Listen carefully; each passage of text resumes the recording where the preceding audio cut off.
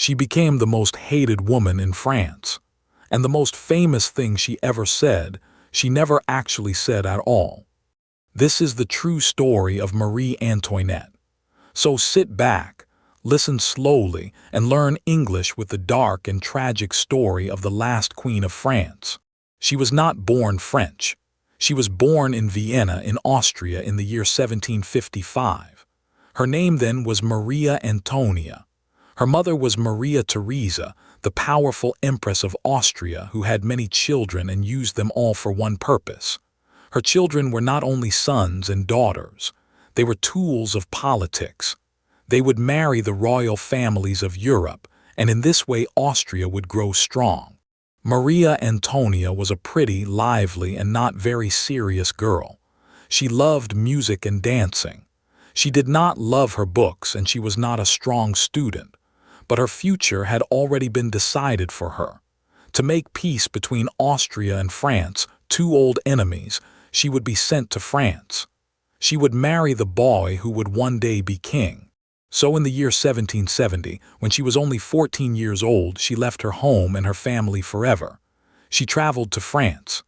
At the border, in a strange and cold ceremony, she had to give up everything Austrian. Her clothes, her servants, even her little dog were taken from her. She walked into a tent as an Austrian girl, and she walked out the other side as a French princess. She was 14, alone and far from home. The boy she married was named Louis Auguste. He was only 15. He was shy, quiet, and awkward. He loved hunting and making locks with his own hands, but he did not enjoy parties, and he did not enjoy people. The young couple were very different, and at the beginning they were like two nervous children, strangers in a giant golden palace. That palace was Versailles, and Versailles was like nothing else in the world. It was the home of the French kings, a place of unbelievable wealth and beauty, with hundreds of rooms, mirrors, gardens, and fountains. But Versailles was also a kind of prison. Life there followed strict and ancient rules. Every moment of the day was a public ceremony. The princess could not even get dressed in private.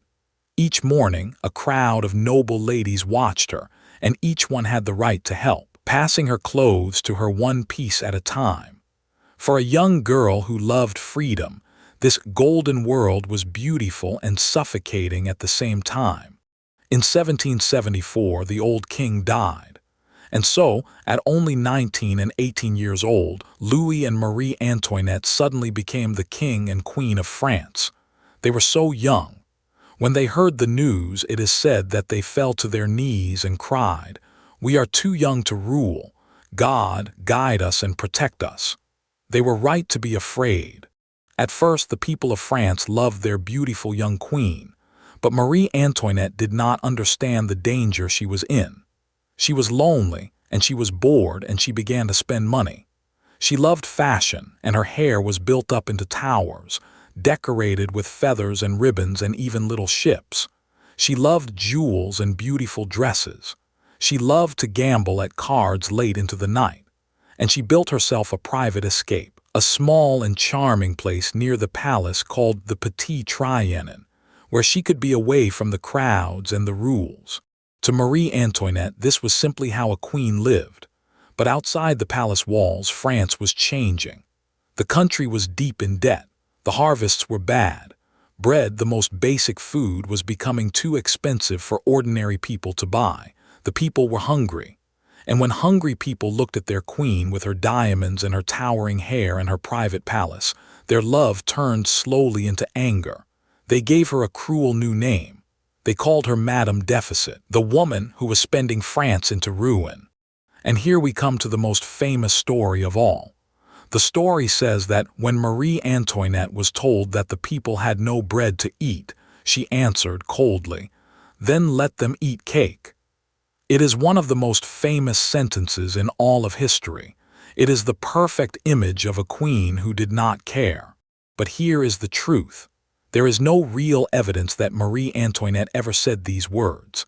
The phrase appears in a book written by the philosopher Rousseau, and he was writing about an unnamed princess years earlier when Marie Antoinette was just a small child in Austria.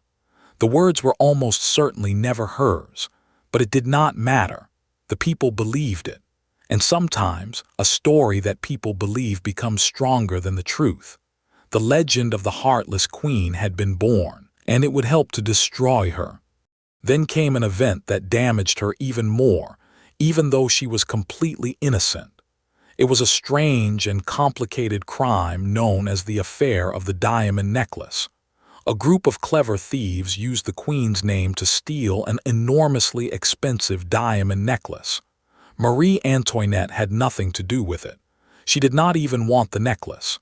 But by the time the truth came out, the damage was done. The public was sure that their greedy queen had secretly bought the necklace while the people starved. Every scandal, true or false, now stuck to her. In 1789, the anger of France finally exploded. It became the French Revolution. In Paris, crowds attacked the Bastille, the great prison that stood as a symbol of the king's power.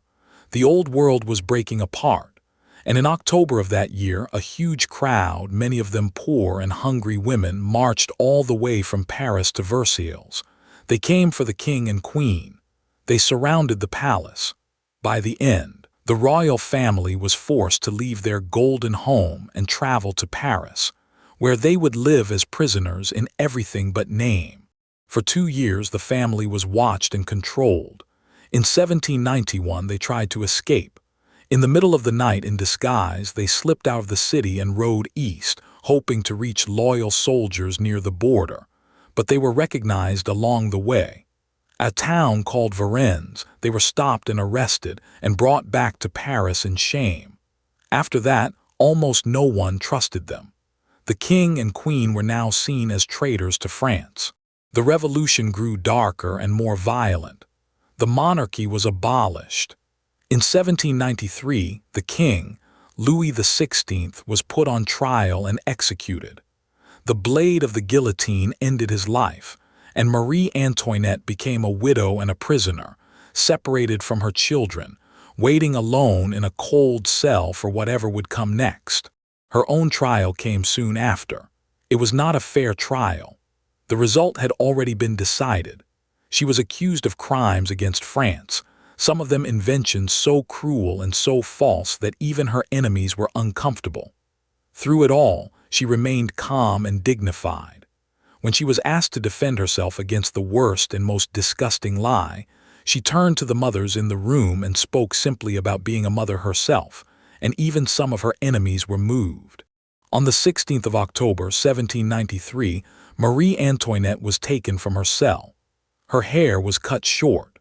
Her hands were tied behind her back, and she was placed in an open cart and driven slowly through the streets of Paris, while crowds watched the fallen queen pass by. She was 37 years old. She had been a queen, and now she was led to the same guillotine that had taken her husband. At the very end, as she climbed the steps, she accidentally stepped on the foot of her executioner, and her last recorded words were not a curse and not a grand speech. They were a simple apology. "Pardon me, sir," she said. "I did not mean to do it." A moment later, the last queen of France was gone. So what are we left with? For more than 200 years, Marie Antoinette has been remembered as the symbol of a heartless queen, the woman who told the starving people to eat cake. But that woman never really existed. The real Marie Antoinette was a frightened 14-year-old girl, sent alone to a foreign country, married to a stranger, trapped in a golden cage she never chose. She was not a wise queen, and she spent too much money in a time of terrible hunger. But she was not the monster of the legend. She was a human being, caught in a storm of history far larger than herself, and in the end she was destroyed by a story that was never even true. Thank you for listening, and for learning English with the story of Marie Antoinette. If this story moved you, remember the real woman behind the legend. Practice these words, listen again if you like, and we will see you in the next story.